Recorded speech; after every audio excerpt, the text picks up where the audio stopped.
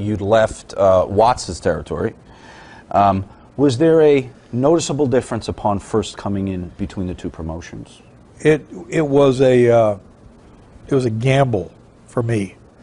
I did it basically out of faith and belief in my friend Dusty Rhodes, who was the booker, of what an opportunity there was in the Crockett organization. Bill's territory was on fire. We were selling out, pretty much every night.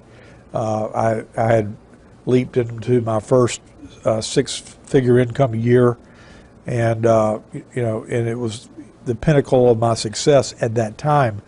On the other hand, the Crockett promotion was not doing so well. They had lost their top babyface at the time that they were culturing was Barry Windham, and he had left, not seeing that things were going to turn around as quickly as he would have liked to. He left and went to New York, and Dusty called me really broken that because we were very close friends besides working together, that Barry had left, and told me that if I came, that he would give me, the opportunity of a lifetime. And because I came from the Virginia Beach, Chesapeake area of Virginia, and I'd grown up, cutting my teeth watching Mid-Atlantic wrestling, my dream had always been to be able to come back home in a main event type capacity and wrestle in the arenas that I grew up watching them in myself. So we took a big gamble. I say we, my family, just everybody involved in the thought processing of leaving a very successful place to go with the promise of you can have, the sky's the limit, and we'll have for an opportunity. And I did, and I worked out a 6-week notice for Bill and took care of business for everybody on the way out. What was his reaction? Bill's reaction was that I was foolish because, I was his top babyface. Yeah. And we were on fire, and I could have stayed there, and, JYD was gone, and Jim Duggan was there, but he wasn't that kind of babyface.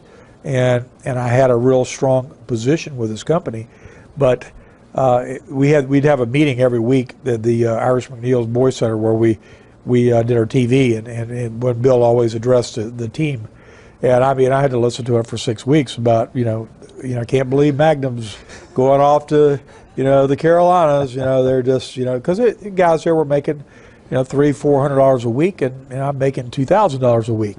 So it was a big gamble, but and I was the first one to brave my way out and go do this. But it was like I was the Pied Piper once I got out there and things started going, and we turned the corner and we got on Turner Broadcasting Systems TV. Everything turned around, and slowly but surely every single one of them followed me out. Anyone on the homestead questioning the decision to walk away from $2,000 a week? I was a big dreamer, and it was hard to step on my dreams back then. I mean, okay. I believed if I believed it, I could achieve it, I could do it, so I didn't look at the downside of it, because really to me, I was the commodity, and if the commodity didn't work, I would have gone somewhere else. Right. It was what it was, but it was a gamble. The environment, let's say, in a Watts locker room versus a Crockett locker room, a difference? Not a difference? Very tense in Mid-South, particularly if Bill was there. We had Grizzly there as an agent, and everybody was like it was like Road Race 2000 to get to the matches every night, because if you got there late, you were going to get fined $50 or whatever it was, and I did manage to be there for a year and a half and never got a fine. That's and the drives were brutal. Yeah, the drives were brutal, and there was a lot of bad accidents in that territory, and a lot of bad things happened there on the road, because it was bad roads. We all lived in Alexandria, Louisiana, but we covered such a vast area. Everything was like 250 miles each way, and a lot of that driving was on 2-lane roads, right, and rural type 2-lane roads, and it was a brutal place to travel. But to answer your question about the locker room atmosphere, being in Mid-South was more like being in a military type organization. Very much, Bill, very much an A-type personality, would get up in people's faces with his passion to try to make them be better and bring out some tremendous performances out of people that didn't even know they were capable of doing it. So for me, I always refer to that part of my wrestling career like going to graduate school. I felt like I'd laid the foundation in other places to be open to going there, but he put the polish on you. If you had that capability, he could bring it out. Now, Jim Crockett Jr., on the other hand, was a businessman, a very pleasant guy to be around. He enjoyed the business, a fan of the business. I'm sure grew up, with his father and watching the business. And Jimmy was the kind of guy that was it was like he was embarrassed to be in front of the camera. He would do it if Dusty made him do it, but he didn't have the ego that wanted to be, out there in the public eye. Now, he had the ego to want to have a very successful business, and he rode that meteoric ride we had to the top, before it all crashed and burned later. But he was a totally different type person, and Jimmy never lied to me. He told me straight up.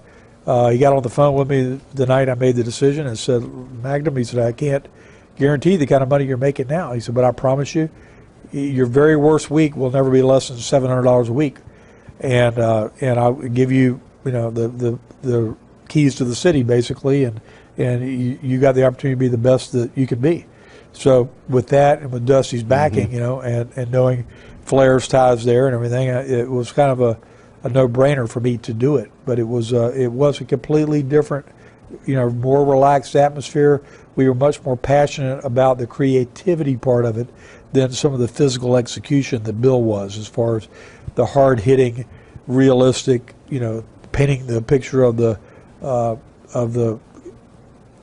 almost competitive amateur style, along with the professional moves and everything, of course. But he wanted to be a hard-hitting sport, and when we still brought that intensity in the Carolinas and the Mid-Atlantic, but Dusty's imagination knew no end.